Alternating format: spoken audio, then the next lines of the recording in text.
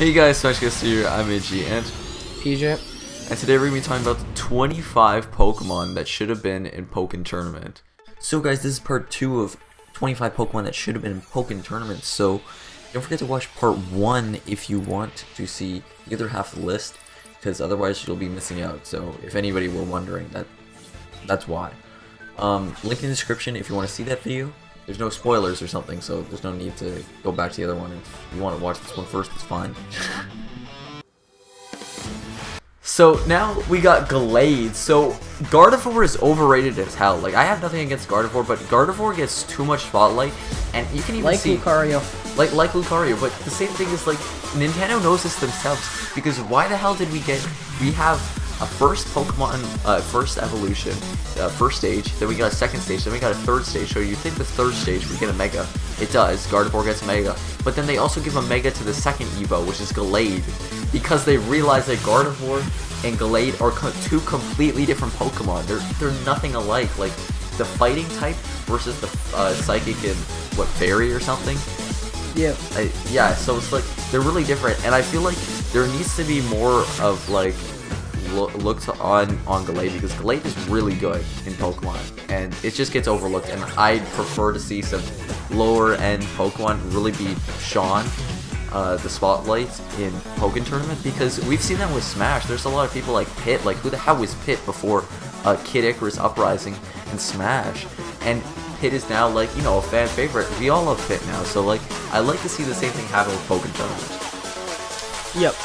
So next we have Pinsir, the twins to Heracross.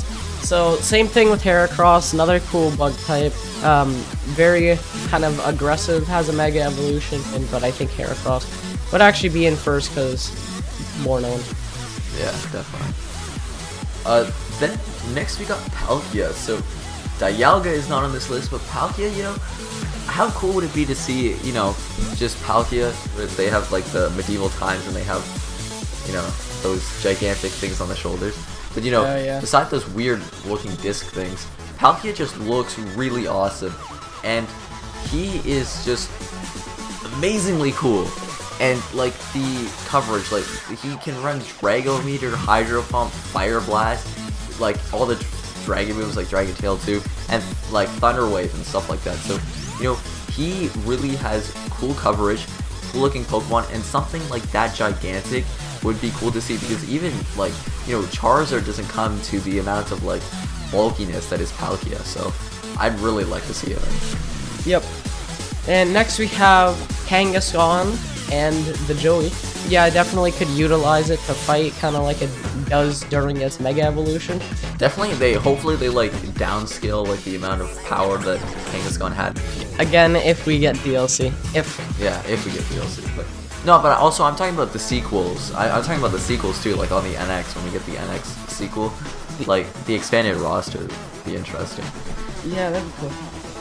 Yeah, so next we got Glaceon. So personally, my opinion of probably like the coolest looking EV evolution, so you could argue like maybe like Espeon or something, and definitely the best one, Sylveon, like the OP with pixelated, you know, just throwing anything like what Choice Specs or something on it, just off right there. But, you know, Glaceon looks cool, and so I'd like to see some ice types in here, and Glaceon is probably my favorite out of all of those. And we need EV representation, because we have Eevee as a support Pokemon, but, you know, it would be cool to see all the other ones maybe not show up. Like, it's not like a Bowser Jr. thing where they're gonna do all these like costume changes, but that would actually be a cool thing. Like, imagine if they did costume changes for Pokken Tournament, like for the Pokemon themselves. Yep. I guess next on with the list, we have Absol, one of the dark type Pokemon that I really like. Pretty sure it has a Pokeball in one of the Smash games. Trust me, it's one of them. And yeah, it would just be cool the way it could fight. Next, we have Gyarados. So Gyarados is really great Pokemon, like in general. Like, you know, you can't beat the like water flying type combo. Really interesting. Yep.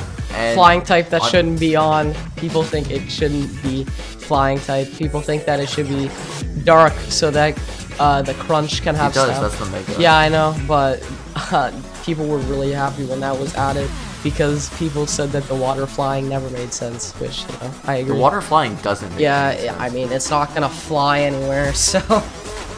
I don't know why it levitates in other Pokemon games. Like, honestly, Gyarados is the stupidest typing, like, it doesn't make sense. But, you know, I'm thankful for it because the typing just helps me out a ton. And, yeah, Gyarados looks pretty awesome. And his Mega, I don't like the look of its Mega. That's why I never put a Mega on Gyarados, because he looks so much nicer in his normal form. And that's why we have Magikarp at spot number 1. So, Magikarp... no, I'm kidding. So, yeah, Gyarados is just, like, a fan favorite in terms of water Pokemon. So, you know, who doesn't want to see Gyarados? I was actually really surprised in terms of seeing Suicune, like, someone who is pretty interesting in terms of, like, you know, the types of legendaries that we've seen in the Pokemon games. But, you know, Suicune is not looked at a ton of times, like, kind of not flies under the radar quite often, and Gyarados is like a super popular Pokemon, especially with all the lore that goes on in the Pokemon game. So I thought that they would have included like maybe Red Gyarados or something. I don't know. That would have been really cool. So next we have Sableye. Now I don't know much about Sableye, but Troll. I know that it's a very trolly Pokemon, and it's one of those small Pokemon that just piss you off. Sableye obviously has a Mega, very annoying. And to be honest, like, I see myself, like, if you have Weavile in the game, Sableye should be, like, in there with him.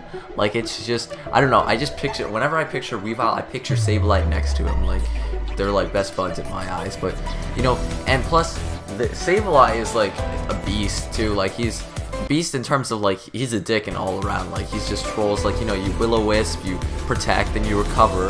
You protect, then you recover, and if they think they're smart enough to whip something else out, and then you have the ghost advantage over top of them, you shadow ball them or something, or knockoff. I don't know if people are knockoff or not, but you know, it'd be really interesting to see, especially with the Mega. The Mega Sableye just amazing because magic bounce and stuff. So, and just the aesthetic point of Sableye looks awesome. Like the jewels for eyes, just so cool. Yeah. So next we got Zapdos, legendary, the electric type from First Gen.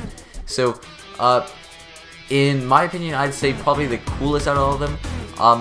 I caught all of them, you know, Moltres, Articuno, and Zapdos was kind of always my favorite. I don't know, just electric bird just looks awesome. It was actually the only one that I caught back in the days of Leaf Green when I used to play a really, really long time ago. I love how, like, you got Leaf Green, and you got, what, Charmander as your starter? Yep. And I got Fire Red, because I thought that was the better game, and then I chose Bulbasaur. Yeah.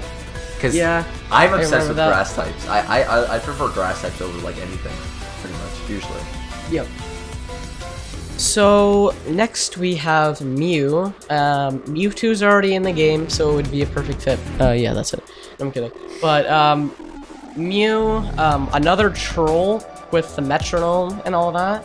And, of course, like, transform and stuff. I don't know, they probably won't stick that into Pokken Tournament, but whatever. Especially to have in, because, you know, Shadow Mewtwo and Mewtwo's already in, so why not have Mew?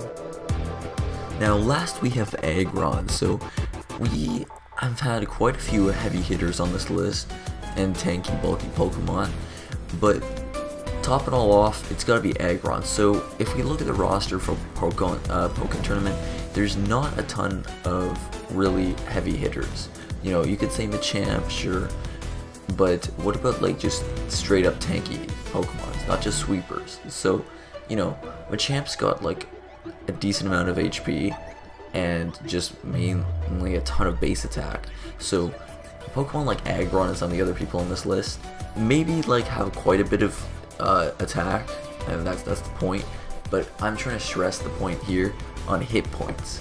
So he takes a little bit of a step back on the attack points and just goes all out on HP. So as we know in Pokken Tournament, not everybody has the same base HP, which would play perfectly for Aggron. And plus, when he megas into Mega Aggron, his hidden ability is heavy metal. So, you know, heavy metal will just double his weight, which will bring moves like Heavy Slam, I think it is, to be just that much more powerful. So it really fits in just with all the mechanics of Pokken Tournament. And plus, Ekron looks pretty awesome, and you know, I really like him, and he's quite a big fan favorite, so I think he'd fit in perfectly. So anyways guys, comment down below what your opinion on this list is. Do you like it? Do you not like it? And just add your suggestions down below. Yep. So anyways guys, SmashCast signing out. Peace.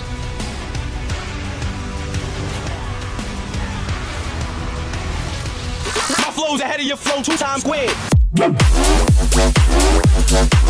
Everybody